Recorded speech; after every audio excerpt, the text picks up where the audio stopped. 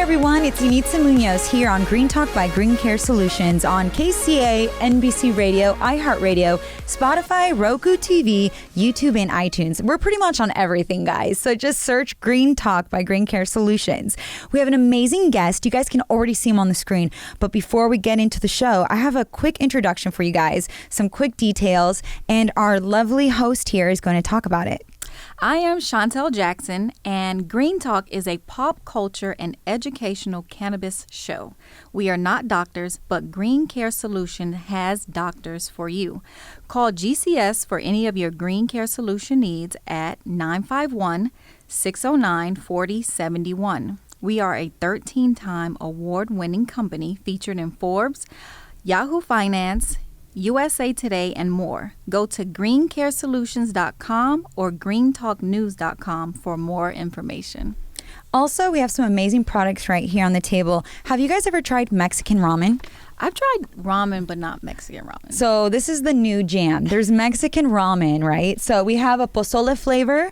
I'm Mexican, and this is my jam. There's a menudo flavor. So the pozole flavor is chicken, and this is the menudo, which is beef. Now, this is by Vida Food Group. Their links are right here at the bottom of the screen. You can also click on the links here on the bio of our podcast and for the YouTube channel. They have different flavors online. You guys should follow their Instagram page, which is at Vida Group. And you know what? Like, I love how innovative this is because ramen's been around for a long time, and we all love ramen. But having some type of other like a little switch, switch it up, and I love it. Also, there's a new book that I also want to talk about. It's called Not a Follower. Nowadays, it's crazy, right? Everyone is like, I need to follow. Follow me. Yeah, everyone's like, I want to be like you, her, etc. Or maybe they're just lost and life's crazy as it is. 2020 has been wild. So the author's name is Reem Musa. Reem Musa is the creator of the app Pantasia. Now, she teaches the importance of being a student of life. So that's her model, being a student of life and not a follower. You can find her book at the link right here below and also in our bio as well. You guys have to check it out. So now let's get on the show. Thank you so very much for being on our program. I know you're zooming in from Miami. Yeah, no problem. Thanks for having me. Yes. So you're in Miami right now. I really wish you're here, but what can I say? I love this whole Zoom. Yeah, me too. Yeah. I feel like with 2020, Zoom has been like the thing with podcasts now. It just makes things so much easier. Yeah. Mm-hmm. Like, oh, I can't get to you. Or guess what? We can Zoom. We can still do this whole thing. So I know their stocks have gone out the roof. So yeah, for sure. That's true. Well, you've had such an amazing career, I have to say. I mean, you've broken so many barriers for so many models, for men, for women of color of different backgrounds. Mm-hmm. So I want to applaud you for that. I mean, even when you were in a Ralph Lauren as a polo model, that was big time. You really catapulted your career. I know, hey, you're representing right now. I looked in the closet for the craziest Ralph Lauren shirt I had, so I was like, all right, here we go. It's still a Miami feel. Yes. It's a Miami feel. Plus, me being Jamaican, I got the red, green, and gold, so there you go. Yes. Well, what do you think of modeling now with social media? I know Chantel and I have been talking about this. Times have changed, and since social media has been created in the last 10 years, modeling has changed, branding has changed. And you are the pioneers in the modeling game with the whole branding and breaking all these barriers. And now there might be more barriers that are placed and also barriers that are broken. It's a lot of change, right? Yeah. What is your insight with social media now? I feel like it's now anybody can say they're a model, whereas a lot of them can't say that they're with agencies, and then a lot of them surely can't say that they're a household name like myself, Naomi Campbell, and Cindy Crawford. I mean, that kind of financial dollar amount is pretty much gone. A lot of these companies are not spending that kind of money on advertisement like they used to. So it's kind of like, and I think I was telling Ms. Jackson a while back when we had our interview, that a lot of it has dried up. So where you used to pay someone like myself $10,000, $20,000, they now can find someone who looks similar to us and, maybe give them $2,500. Yeah. Or sometimes So- even free. I've heard girls do things for Yeah, free, yeah, and a lot of times, you know, and which is sad. I don't it's- think they should do it. It's for now free. cutthroat. Someone will cut your throat. Well, they'll be like, well, how much is that person doing it for? Well, I'll do it for free. Just give me clothes and exposure, you know. Yeah. So there's no union for models. Whereas Screen Actors Guild, which is the actors union, and radio has a union. Everyone has a union, but models don't have a union. So there's no set price, and you can't, you really shoot yourself in the foot when you go in for cheaper than the next person, because you now just ruined the whole, pay scale. It's messed up after that. It'll never be the same. So if we were in a union and that we could stand together and say, look, this is the scale rate, no less than the scale rate, and no freebies.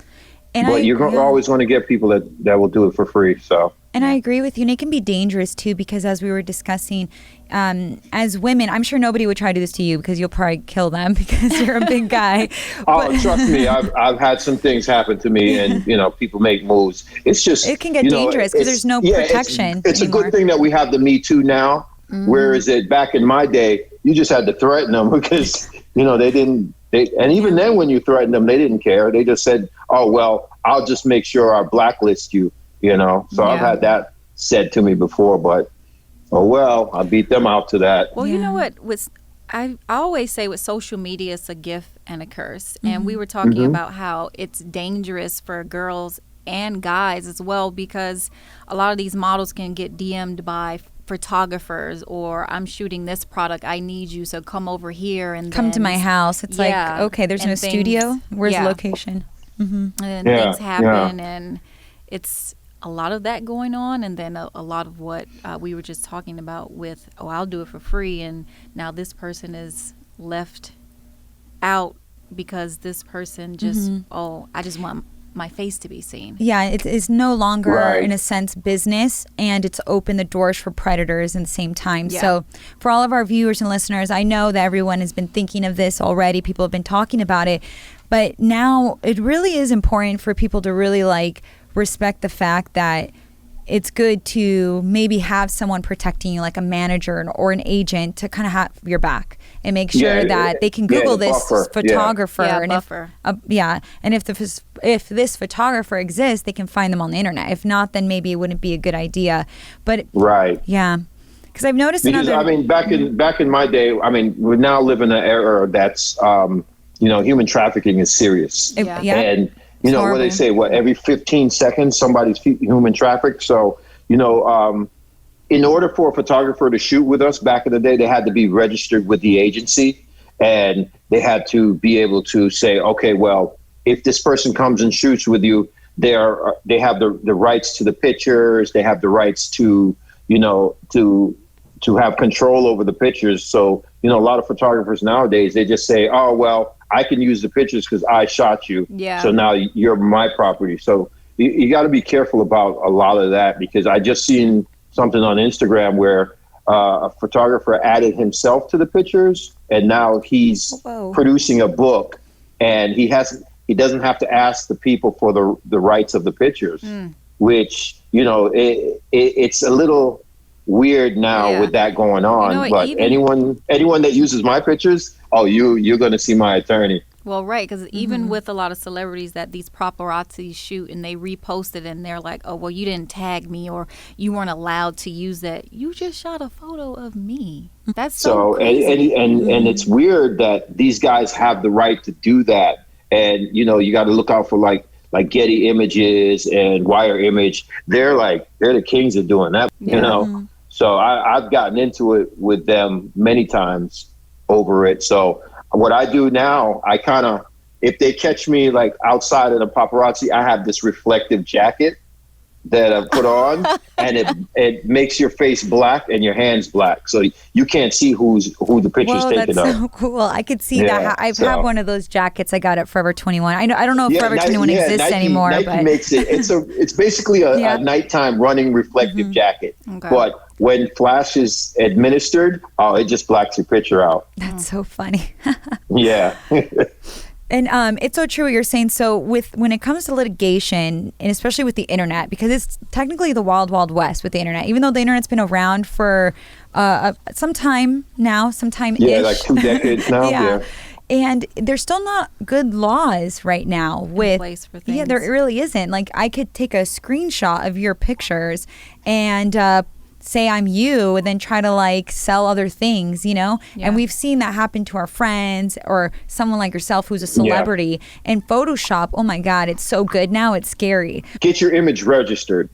Get your likeness trademarked. That's what I did. People try to use your picture. You then have a legal ground to hit them with a cease and desist letter, you know, to stop them from doing certain things. So, you know, it's when you get to a certain level, it's worth doing, and it costs little next to nothing to do it. Going back to how you have definitely broken so many barriers in the modeling industry, you've done such a great job in empowering other people to go for their dreams. Because when you started modeling, I mean, men modeling wasn't a thing, and especially since you're African, sure wasn't. Yeah, and you're African American too, so you were like the model, like everyone wanted to hire you. Right. And you definitely told them like, yeah, this is me, this is who I am. I look good. Yeah, okay, I'll work. But at the same time, respect who I am. And I love that about you. You're definitely empowering. So what was that like back in the 90s and early 2000s?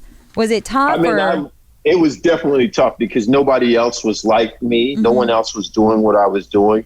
And they kind of gave me the nickname Gangster Model.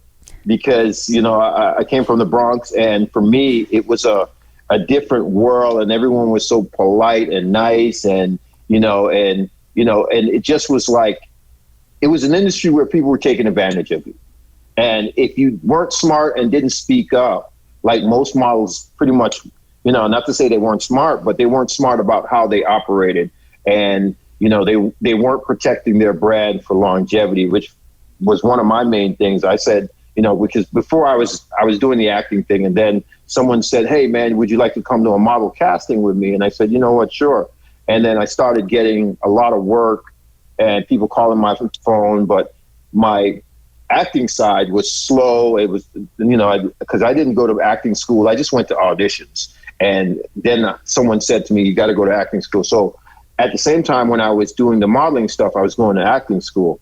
So for me, when I was doing all of that, I would make sure, okay, you shoot me for a Levi's ad? Oh, it's only going to air in Japan? Well, this is the amount I want, or this is the amount of rate and the usage, because a lot of people don't understand how usage works. So for an average advertisement, it's about 6 months. So for 6 months usage, you should at least be getting somewhere between 25 to a 6-figure number, depending on how big the company is and where it was. So I would always demand the highest dollar I could get, you know, and a lot of times companies would say, no, we can't afford that. And then I'd say, okay, no problem. And then later on, maybe 3 hours later, they call back and say, okay, well, we can do this. Right. Can we cut the travel rate in half? Because a lot of times I would charge them for travel. So if the job is paying, let's say the job is paying $25,000. So I would have charged them half the rate of the 25 for travel,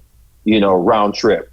So I was making bank, and Forbes saw that, and, you know, Wall Street Journal saw that on the way that we were doing it. We basically just changed it for men, because a lot of times, you know, in the industry that we were in, men were just accessories. So I was like, no, I'm not going to be just an accessory. I'm going to get my dollar worth, and then, you know, transfer back into, you know, the acting thing. So to this day, I still do the same thing. And you know, I demand the highest dollar rate possible. And it's a business too. You're the product, you're your brand. So it's at the same time where if you're selling something, you have to make sure that you get the value and the person understands that. Right. And it's good when you get an agency that respects that and understands that the client is good to have, but you are representing the models. So a lot of times you got a lot of agencies that seem to forget that you're there to represent the model and you're not there to represent the brand, because those brands will be around. But what you have to understand is that we as models, we only have so much of a shelf life, especially women. Women pretty much have like from 16. Well, now they've raised the modeling age up to a higher legal age. So let's figure you got 8 to 35. After that window, it's pretty much done for a woman, whereas a man can go from 18 all the way to 75. I work with guys who are 75 years old and still, getting money, and they've got some really good day rates. So it's kind of a longevity more for men and a short span for women. That's why women get so much money at one time, Yeah. And I think it's changing too now. Like Sports Illustrated is now having, they call it like their Sports Illustrated moms. I don't know if you follow their social media. They have women that are in their 50s now. Oh. Yeah, it's pretty cool. Yeah. They're changing the game with that. I thought that was pretty cool because it's like shows the real woman. They're using people with disabilities, heavier set women, and showing all the spectrums models. of females. Yeah. So I think that was like maybe the good thing about social media is now it's opening doors of all women and men alike, and it's showing the different brands, etc., of how it is going. But with 2020 being how it is, how do you feel about like branding now for this new decade? Because this decade definitely started with fireworks and the show. Like, I just remember too on the New Year, I was like, oh great, 2020 is so excited. I went to a Gatsby theme party because it was like roaring in the 20s. We were all excited. Yeah, I know. Like, oh my gosh. I did see that on your Instagram because I follow you on your Instagram. Yeah, we follow each other. It was like we all thought it was going to be like the greatest year because we grew up watching the Jetsons, all these shows, and 2020 was like the great number. Right. Who knew it was going to be this? It's just crazy because now I think today they released the world clock countdown. So we got less than 7 years. Well, we got 7 years and a few months before the global impact of what carbon has been doing to this planet. And it's kind of scary that there's a clock that counts down to, I don't want to say the end of the world, but oh my gosh, don't say that. If it's anything like this, we in trouble, and between all the fires we've been having and stuff, and, it's crazy. But back to your question is, I just feel like a lot of brands need to step up more and start paying the models more. And because what we do for them is so amazing, but they don't pay us what we weigh in a sense, because if you look at it, if you have an Instagram, you have 100,000 followers and 3% of those followers buy or 5% buy into whatever it is you're selling, that's a great number. And it's a great rate for these companies who probably paid $1 or $2 to make something. Like this shirt probably costs, Ralph, $5 to make, and he'll turn around and sell it for $150, $125. So, there's a huge markup that a lot of these companies are making off of your image. Like if you just put the shirt out and you lay it down on the counter and take a picture of it, it's nice, but you don't see the impact of it when it's on someone like myself or you two guys. It just, it's a bigger selling point, than just a shirt laying on a table and a photograph of. And that's what it is. We're not paying the models and the advertising like we used to. And we need to get back to that because a lot of us support our families on what we do and our image. And not to say that Ralph's not a great brand. They're a great brand. They just brought me back for some old school pictures, and they paid me a nice bunch of checks. So it's great to see that 30 years later, my images are still selling. And I haven't left the couch, so which is a good thing. But a lot of brands need to follow in Ralph's footsteps and kind of understand how important that is because. Any one of these models that they use can be used as an iconic person like myself. It's just that, no one has done it. Tommy doesn't do it. Donna Karan doesn't do it. All the big name brands don't do it. Ralph is the only one. And I've known this for years that he'll shoot something 20 years ago and then he'll get in contact with that model again, pay them a check, and reuse that ad again like it's a new ad. So, it's brilliant on his part. If they all could take note and follow in his footsteps, it'd be great. I mean, it is good that that he is definitely seeing it as a business and respecting the model's time and appearance and everything as that. So I know you work out a lot, and so we're going to be sending you some of the hemp roll-on. It's 100% hemp. We also have CBD as well, which I'll be sending you. We also have hemp send gummies. me them both. I want to try them all. Yeah, because you work out so much, obviously. Yeah. But it's great for inflammation. I know you've used it before. I have. And it's nice to have like a herbal remedy that is lab tested, because nowadays cannabis is legal in certain states. Hemp and CBD is legal federally across the board here in the US of A, but you get a lot of other companies that cut corners, kind of like what we were just talking about with like modeling agencies aren't helping as much because the other companies are cutting corners.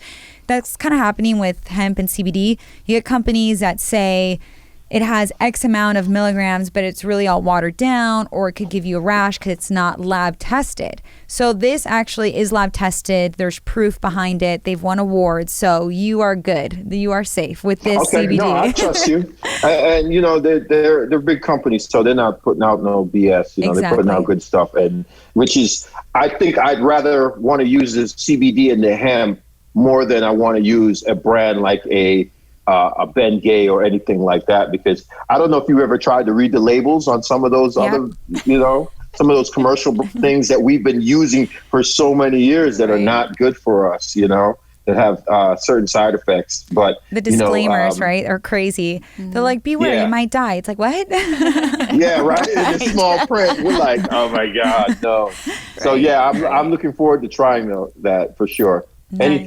Anything's better than some of the medicated stuff that they're giving to you out of the pharmacies now, and that's one thing I always pay attention to. I try to go more organic, more natural stuff, especially for pain and healing, So many athletes are now too, because they've unfortunately saw that what they've been given for pain has made them feel even worse because they feel like they need to be taking it. Ricky Williams has been on our show, Tito Ortiz, John Sally. They've all said it. In the years of being an athlete, they would be prescribed pain medications, and it was just their normal. It's normal.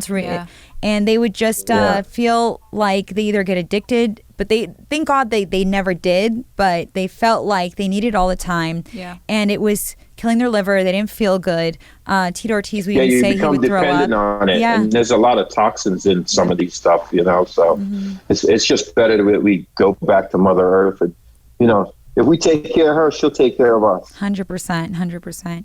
Yes. With so much going on in 2020, I know you also want to talk about some stuff. What are your thoughts on the verdict that was passed in the Breonna Taylor situation? That was crazy.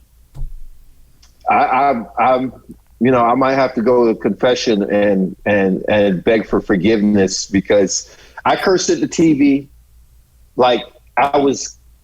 It makes me upset. I get emotional when I see that, because I know the law, and this no-knock warrant, you shot somebody while they were sleeping in their house and you woke them up, and this so-called witness that they have, who said that they heard the officers say, it's us, the police, let us in. Anybody hear that, they're going to go to the door and look first. Right. Yeah. But this was a no-knock warrant. So they're not telling us the truth. Yeah. And it's sad that a human life was gone, And if it was me in the same predicament, I would have been like the boyfriend, and because I'm a registered gun owner myself, and somebody beating on your door trying to kick your door in, the first thing you're going to do is go for your firearm to protect your loved ones, because you're wondering, who the hell is this? What's going on? And it's just injustice. I read something that Bernie Sanders posted, and he was so right about it, that we need to start going to the polls. I know it sounds corny, but when you go to the polls, you get to vote for who's the who's the next district attorney in your neighborhood, Yeah. who's the judge, who's the, when I got my voting papers, I went on Google, I looked up all these judges in my area. I wanted to know what they look like. I want to know who they are. I want to know their background, and I know most people don't have that time to do that, but I'm such a researcher, and I try to tell young people to go and vote and register to vote, because it's not the big elections like the presidential ones that are hurting us, although they do hurt us, but it's the small elections in your town. Who's mayor, who's police chief, who's sheriff. Those things are very important. And the people that are in these offices now, and, it goes all the way up to Congress and Senate, these people all need to be taken out of office and implemented some new young people who have a different outlook of, whether you're gay, whether you're straight, whether whether you have mental illness. These things need to be taken into consideration when people are making calls to say, hey, police, there's a man acting not so normal here. And the first thing that shows up with a lot of these cops, and I notice, is they all come out of their car, they got their hand on their gun. I'm from the era of where cops used to be like, look, I'll take this gun belt off and we could fight.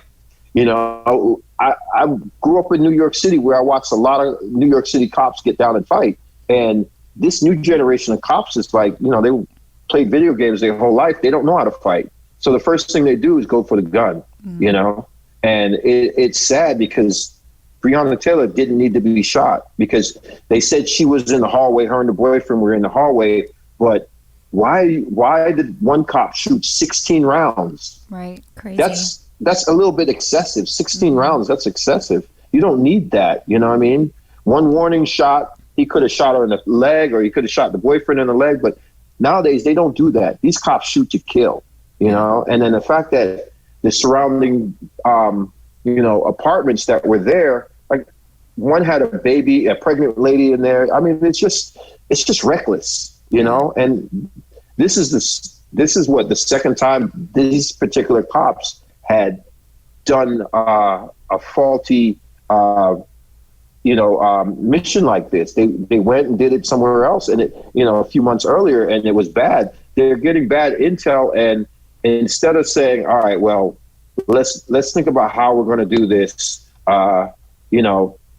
It didn't need to happen, and then the cover up is even worse, because they cover it up so well, and then all of a sudden, I listened to a lot of news reporters, and they said they went to the building. They asked everybody in the building, did anyone hear these officers, say, hello, this is the Louisville Police Department? No one heard that. And why would it be called a no knock warrant if you're doing that?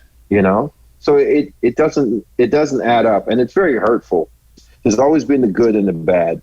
I mean, there's been the ugly, but we still have bad people out there. And I'm really happy that you are speaking about this, because one of my other questions was for you, advice for the youth, and you pretty much just answered it, because I feel like the youth really needs to start seeing what didn't work in the past and how to better it today. And I also was going to tell you about our CBD we're going to send to you. We're going to wrap up the show, and I'm so excited that we were able to steal you for a little bit, because I know you're busy. You're out in Miami living life, and I'm just so excited we were able to get you on the show, and she got to interview you again. Yes. Yeah, for sure. I'm so proud of Miss Jackson and Nelly for where he's at right now, because he's got so many viewers watching him, and it's a good platform for him to speak about the Breonna Taylors, the George Floyds, the ecosystem. Just, I mean, because they came to me and asked me if I wanted to get on Dancing with the Stars, but I was so busy with they've been chasing me for years, and I keep telling them I'm going to come one year. I want it to be a year when I'm not doing anything, and I can get out there and really concentrate on it, because the rehearsals are long. It does. Yeah, Nelly's busy right now. I had a conversation with Alfonso Barrow about it, and he was like, yo, you ever get a chance to do it, do it. But you have to understand, you have to be committed to win. And my money's on Nelly. I don't know if Vegas taking Yes. bets, but I'm putting my money on Me Nelly. too. I don't know who's left yet, but I know he didn't leave yet. So I know, and I know they just need to get rid of Carol Baskin. Yeah, I was gonna say, is Carol Baskin Baskin. still in it? Carol is Carol. still there. Carol. I think Oakley. No, is I off. think Oakley Carol is off. can't do no wrong. They're gonna vote for her every time, just because she's she's Tiger she's King the badass lady. of the bunch. But Yeah. Anyway, enough about them. But So everyone let them vote know for Nelly. I'm cheering for him. Yes. So everyone that's listening, vote for Nelly. And hey, you should do it. I mean, I would vote for you. You got some moves, I'm sure. I know. I've been a dancer since I was like 6 years old. Well, you know what? I have no problem getting down. It's just I don't do well in sequence and those little tight little. But wait, didn't you have a residency in Vegas at Chippendales? Yeah, I had a You can residency at dance. Chippendale. See? So Hello. I don't know if America's ready to watch a black man gyrate like that. Because some certain songs will come on, and then I might just go into high intense Magic Mike kind of stripper mode, and ABC is a family show, so. Right. Can you tell us what was that like though, the residency? It was such an amazing experience because one, it's like a Broadway show. The way they run it, it's well rehearsed. The fact that we worked out 3 times a day, the guys were such gentlemen, and it was such an experience. Everyone that walked through the door, we treated them like they were all queens and princesses, to the point that they left. We wanted to make sure that they had a good time. A lot of bachelorettes came in, a lot of girls' weekend came in. It's a lot of girl power in that room. Uh-huh. And we just wanted to, fulfill every fantasy as a fireman, a cowboy, a police officer. We wanted to fill everyone's fantasy and dream when you walked into those doors at Chippendales. And, forever in my heart, I will always love those guys because the work ethic that they go through is amazing, and they make sure that they're the number one show in Vegas. They've been that way, the number one male review. And, they always ask me to come back, and, my knees are saying, no, we can't do it again. But the excitement, you forget about the pain. And that's probably why I need some CBD Yes, we're and gonna some get you hemp for some these of old this. knees, So if you guys hook me up and give me a lifetime supply, I might have to go back to Chippendales and Dancing with the Stars. Yes. But there was one point where I was going to do them both, and my manager said, "You're crazy.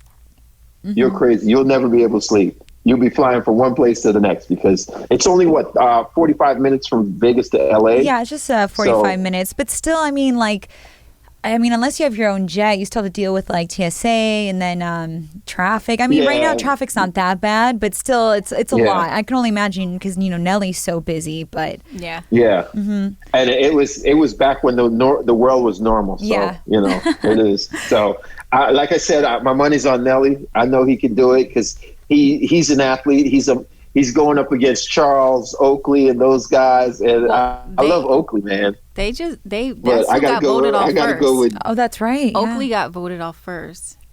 Oh, he's gone now. Okay. Yeah. Okay. I don't have TV. I don't have normal TV, so I'm on a ghetto Fire Stick. So what little news I get.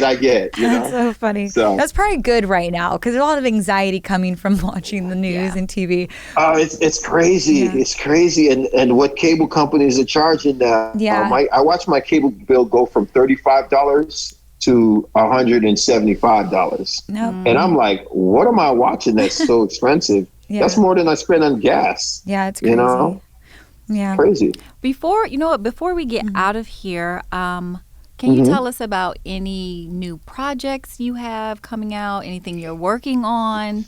Okay, so the last time me and you spoke, I have the men's fragrance out, Orion Sky. Yes. I have my sunglasses. I just launched a new company called Beckford Garage, which deals with it's an apparel line.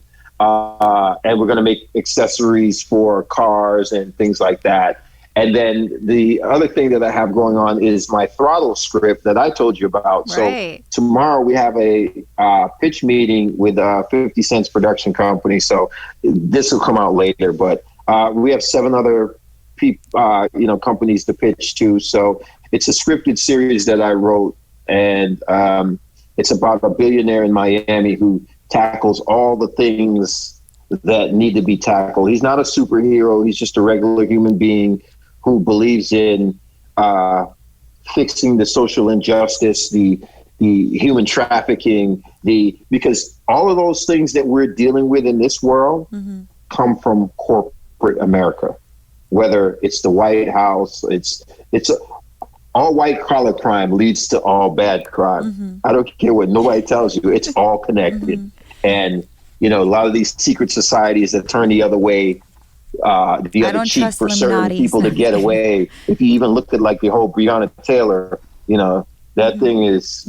There's so much dirt on all of that, and then there's so much dirt on the George Floyd and so many of these people who lost their lives. There's a shady backroom stuff going on. So my character, which is Ronan Walker, who's a tech billionaire, takes his money and he fights crime in that way. But he does it so genius that before they realize they're getting ready to get busted, they're like, oh my God, this guy outsmarted us. Nice. So that's the kind of stuff that I'm writing now, and I started writing this long before we started seeing all this social injustice just start taking off. But I try to put things out in the market that make people feel better. And, to have a African-American lead on television that's seen in a positive light is rare, because you had power, but it was all about the drug dealing world. Yeah. So, it wasn't as positive, but it was a great written show, and it was great actors on there. I had a lot of friends on there, and I'm proud of all of them. So what I wanted to create was something opposite of that, to show these young kids that you can be a superhero without a cape. So that's what we're trying to do with the character of Ronan Walker for Throttle.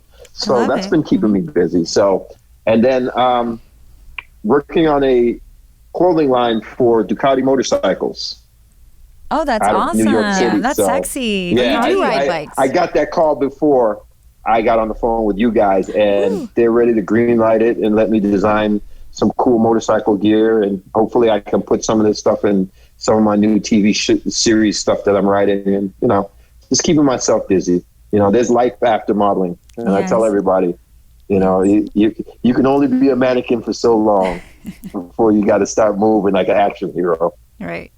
Well, congratulations. I applaud everything. I mean, like I said in the beginning of our interview, you've definitely broken down so many walls that were placed in the industry as a model, and you turned it into a positive business for yourself. And you right now spoke so much truth and insight for a lot of our viewers and listeners. So thank you so much for your time. We're going to be sending you some of our hemp and CBD. We also have a can of hookah. If you're into hookah, we'll be sending you. I know Chantel loves that as well.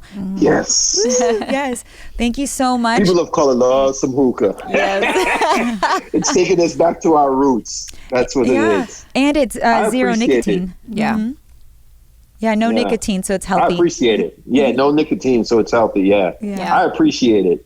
I thank you for giving me the opportunity to get on here and be a voice, and hopefully push some people to go register to vote, because yesterday was National Registration Day. Yeah. Hopefully you both are registered. I don't ask you what party you're with, but please think about the future of this planet and the rest of the world, because a lot of things that we do here in this country really reflects on the rest of the world. So, let's get it right, and let's get it tight, and let's get America back where it's supposed to be, and kill racism. Yep. Yes. Defeat racism, and go out and vote, please. 100%. 100%. Well, thank you everyone for watching and listening to Green Talk by Green Care Solutions. I'm Yunitza Munoz, and I'm here with the beautiful Chantel Jackson. And we are here with the infamous Tyson Beckford. Thank you so very much. Till next time, guys. Adios.